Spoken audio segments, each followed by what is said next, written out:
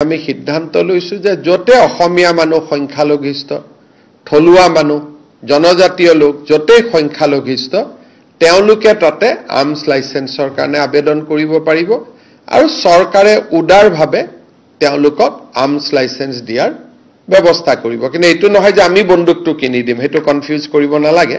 আমি কাকো বন্দুক কিনি নিদিও কিন্তু কোনোবাই যদি আৰ্মছ বিচাৰে তেতিয়ালে আমি তেওঁলোকক আৰ্মছ আমি দিয়াৰ ব্যৱস্থা কৰিম আমাৰ ধুবুৰী নগাঁও মৰিগাঁও বৰপেটা সাউথ সালমাৰা গোৱালপাৰা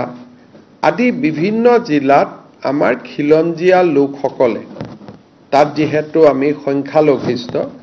খিলঞ্জীয়া লোকসকলে যথেষ্ট নিৰাপত্তাৰ প্ৰশ্নত তেওঁলোকে সদায় সন্মুখীন হৈ থাকিব লাগে বিশেষকৈ বাংলাদেশৰ হোৱা ঘটনাৱলীৰ পৰিপ্ৰেক্ষিতত তেওঁলোকে বাংলাদেশৰ ফালৰ পৰাও আক্ৰমণৰ বলি হ'ব পাৰে আৰু নিজৰ গাঁওখনতো আক্ৰমণৰ বলি হ'ব পাৰে সেই পৰিপ্ৰেক্ষিতত আজি কেবিনেটে সিদ্ধান্ত লৈছে যে আমাৰ অসমত এনেকুৱা যিবিলাক ভালনাৰেবল এৰিয়া আছে তাত খিলঞ্জীয়া জনসাধাৰণক আৰ্ম লাইসেন্স দিয়া হ'ব আমি তেওঁলোকক আৰ্ম লাইসেন্স দিম তেওঁলোকে যাতে কোনোবাই যদি ভাবে যে মই বন্দুক কিনিম বা মই আগ্নেয়াস্ত্ৰ ৰাখিম তাৰ কাৰণে আজি আমি এটা স্কিম এনাউন্স কৰিছো special schemes for grant of arm licenses to original inhabitants and indigenous Indian citizen in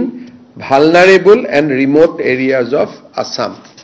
আমাৰ বহুত সময়ত আমি দেখা পাওঁ যে নিৰাপত্তাৰ প্ৰশ্নত তেখেতসকল ভোগ কৰি থাকে আৰু বিশেষকৈ এতিয়া যেহেতু বাংলাদেশী নাগৰিক আদি বিতৰণৰ বহুত কাম আমাৰ চলি আছে গতিকে এই অঞ্চলবিলাকত আমাৰ যিখিনি থলুৱা খিলঞ্জীয়া লোক আছে তেওঁলোক যথেষ্ট নিৰাপত্তাৰ এটা সংকট ভুগি থাকে আৰু কিছুমান গাঁৱত অকণমান তেওঁলোকৰ পপুলেশ্যন আছে ক'বাত ধৰক মই এটা নিজেই জানো যে বাগবৰ জনিয়াৰ ভিতৰত এখন গাঁৱত কৰবাত 500 ঘৰ মানুহে বাকি আছে আৰু কোনো নাই গতিকে এতিয়া সেই মানুহখিনিৰ কোনোবাই যদি চৰকাৰে বন্দুকটো কিনি নিদিয়ে কিন্তু কোনোবাই যদি লাইসেন্স বিচাৰে আমি তেওঁলোকক উদাৰভাৱে লাইসেন্স দিম যাতে তেওঁলোকে নিজৰ ৰক্ষণাবেক্ষণ কৰিব পাৰে এটো এটা সেই অঞ্চলৰ মানুহৰ বহুদিনীয়া এটা অনুৰোধ আৰু দাবী আছিল ইয়াৰ ফলত ঢিং ৰূপহী লাহৰিঘাট এই অঞ্চলবিলাকৰ পকেটত যিবিলাক আমাৰ অসমীয়া মানুহ এতিয়াও আছে তেওঁলোকে সদায় ভয়ত জাগাখিনিৰ পৰা ওলাই আহিব লাগে মাটিবাৰী বিক্ৰী কৰি ওলাই আহিব লাগে এতিয়া আমি তেওঁলোকক কৈছো যে চৰকাৰে আপোনালোকে লাইসেন্স খুজক আমি আৰ্মছ লাইসেন্স আপোনালোকক দি দিম আপোনালোকে তাত অন্তত এটা সাহসেৰে সৈতে থাকিব পাৰিব চৰকাৰেতো সাহস দিয়ে আছে এটা অতিৰিক্তভাৱেও আপোনালোকে এটা সাহস পাব